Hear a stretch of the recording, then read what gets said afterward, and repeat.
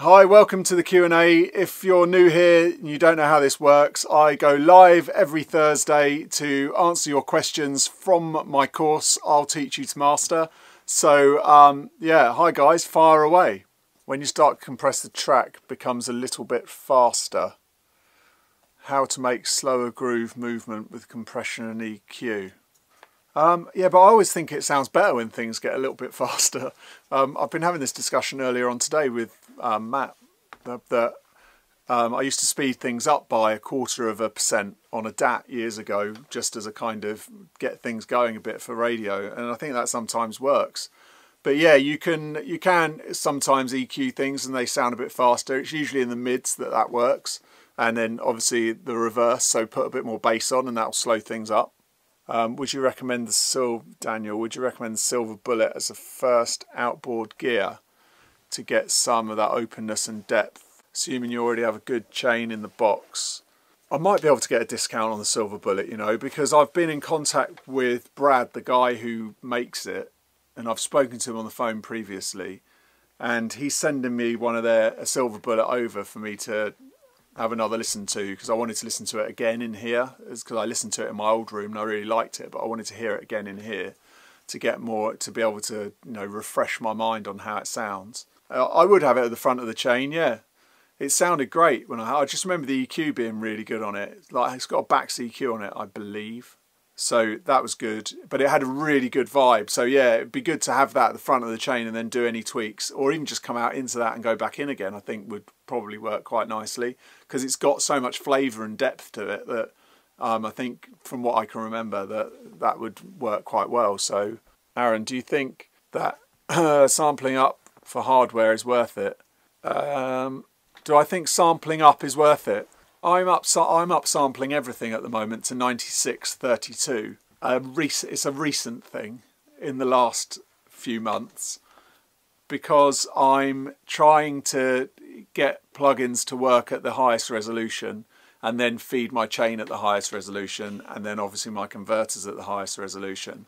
Now, does it sound better? Yes and no. Some tracks do, some tracks doesn't make a difference, but I just think that I like to have that really high res file, and so I know that everything's at high res and then I can go down. I think it's going to sound better going down than trying to go up if somebody wants something at a different sample rate. So I am upsampling a lot in RX at the moment, and getting the plugins to work at the resolution, rather than them upsampling in the plugins and then downsampling again, just letting the plugins play. Nate, anything at or under the price of PSI 17s that you would suggest instead of them? I'm getting close to being ready to buy some monitors. My budget is very low, but I know that good monitoring is paramount, so I'm going to have to take the plunge. What's your budget, Nate? So you're saying under PSI 17s, I'm not sure. And do you need, these are near fields, obviously, 17s. So are you looking for, are you mastering full range? Are you going to have a sub with them? How big's your room? There's a lot of factors involved with picking the right speakers. Definitely room is a key, size of the room, because you're only going to be able to get a certain amount of bass going in a small room. You know, you might be better off, when you've got a really small room, you're sometimes better off with a really good set of headphones. Have I ever tried the Zulu hardware tape emulator? No, I haven't, but I like the name Zulu. I'd like to try it. Woofoo. If the plugins would get the sound that the hardware does, would you ditch the hardware, or do you prefer? Well, did you watch my video this week where I was saying about tuning your ears? I think the thing about hardware is brilliant because you're just moving it and listening. You're not watching. So you can actually hear what's going on. And I think I said that in the course. I can't remember. I think I did. That's why I like hardware a lot, for that, so that I'm not putting too much on and I'm using my ears, and that keeps my ears really sharp and really tuned up. I think the more I've used plugins, the more I've found that I'll use my eyes rather than my ears, and I'll rely on my eyes, which is not good. So that's one reason why I like hardware. Hardware has a certain depth to it. Now, yeah, if they develop software that does the same thing, then yeah, of course you can use software. There's be no reason to have the hardware if it sounds exactly the same. Of course, it's going to be a lot easier to use, a lot quicker to recall, and a lot better. I don't think you should be too hung up on hardware or software. It's about how you're getting a sound. So if you've got an emulation that sounds as good as the hardware, then you may as well get rid of the hardware. But as I said with the backs thing, I think the back sounded better in hardware. It had a tighter sound, and the top end sounded a lot smoother, which I find a lot with plugins. Would you go, Stu, would you go for the PSI Avas or Trinov? I'd go for Trinov, because Trinov does more than they do for they EQ the room. Trinov EQs the room and does a lot of stuff with the phase and the stereo information in the room. So it's mega, the Trinov, and they're just sucking bass out. You need to think of those as they're bass traps, aren't they? So that's, instead of having massive thick trapping at the back, they're just taking that away. They're not actually then sorting anything else out in the room. They're just worrying about the sort of low end. So ideally you have those and you have the Trinov, and then the Trinov doesn't have to work as hard in the low end because you've got rid of a lot of that, so it doesn't have to EQ. Because essentially what you want with any room correction is to have your room as flat as you can, and then it doesn't have to work much. So that's the ideal scenario. It's just doing the finer little things rather than heavyweight EQing or, you know, phase or whatever it needs to do. Nate, okay, back to the speakers. Right now the room is about 26 feet by 18 feet. That's pretty big, isn't it? Yeah. But it's a multi-use room and I can't go full treatment. I'm working towards... Yeah, so you could get away with some good bass in there. You can get away with quite a lot going on, really, I would say. I'd look at the focal trios, the new ones. I don't know how much they're going to be. They're the 11, the bigger one, the 11, I think it is. They've got 11-inch. I think they're going to be good. They're going to be loud. They're going to go low, and the tweeters are good. They've got the Beryllium tweeters. They'll be good for you. I always bang on about the Neumanns, so I'd look at those. Also, what I would do if you are buying speakers, I'd go second hand, because you're going to get speakers for half the money rather than new ones, unless you need to put them on finance or something. But I would look second hand, get half the price off, or, you know, at least a third of the price off, and I would get something like that, the big Neumanns, or I mean, I'd say Amphions, but Amphions are brilliant, but you're going to need the subs that go with the Amphions, and that's where it starts adding up, really. So that's a difficult one. They're good, but yeah, they're going to cost you. Steve, I'm going to pick up a Hickory. Yeah, I know, cool, eh?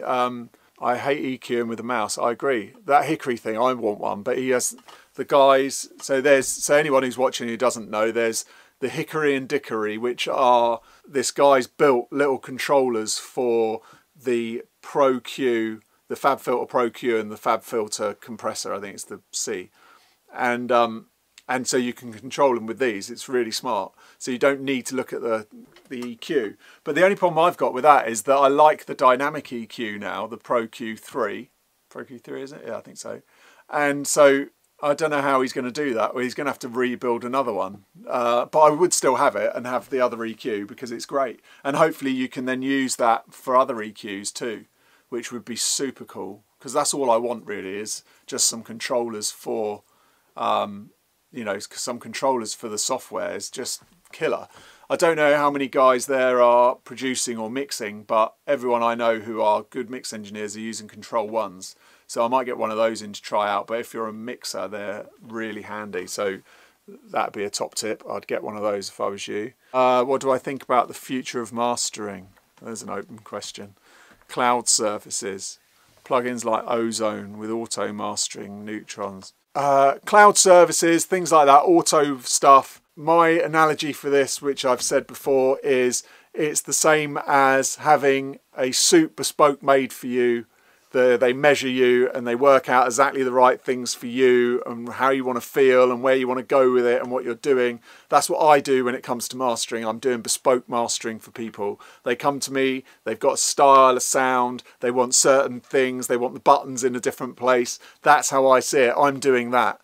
Now, there is a market for people who just want a off the peg suit, and if you know what you're looking at, you look at someone with an off the peg suit and you think, you look a mess. The shoulders don't fit, the buttons aren't right, you need to pull it in at the back, you need it adjusting, the legs aren't right, but it's kind of there and it works. And you know, you've seen people in misshaped suits that they don't know what they're buying, and that's the same thing as throwing it into Lander and hoping for the best. So that's my thought on auto mastering. There is a market for it, of course. People just want to throw something in and get a result, so they want to get it louder. They don't know what they're doing, they haven't got a clue.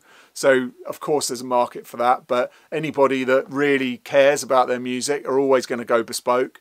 And so that's it really. I think that now with new plugins and the playing field is a bit more leveled for mastering engineers competitive wise, then it's down to relationships and how well you can hear things. So that's my take on the future, yeah. Woofu replying to Val, guy on YouTube did a mix and sent it to Cloud, Ozone and Mastering Engineer. Mastering Engineer did a better job, clearly. Yeah, I think at the moment things are Mastering Engineer is still an option, but with AI and human learning and things like that, those services are going to get better and better and better, because the more stuff they listen to, the more they analyse, I would imagine, then those services are going to get closer and closer and closer to a mastering engineer. But you're still never going to get that kind of, you know, somebody's ears and having the feeling and the intuitiveness of like what to do and why and what that client wants and things like that. It's probably get close in the same way that a Marks and Spencer's suit looks great on some people, but on others it looks crap. So it's that for me really. Okay, I'm going to sign off then. Thanks for watching.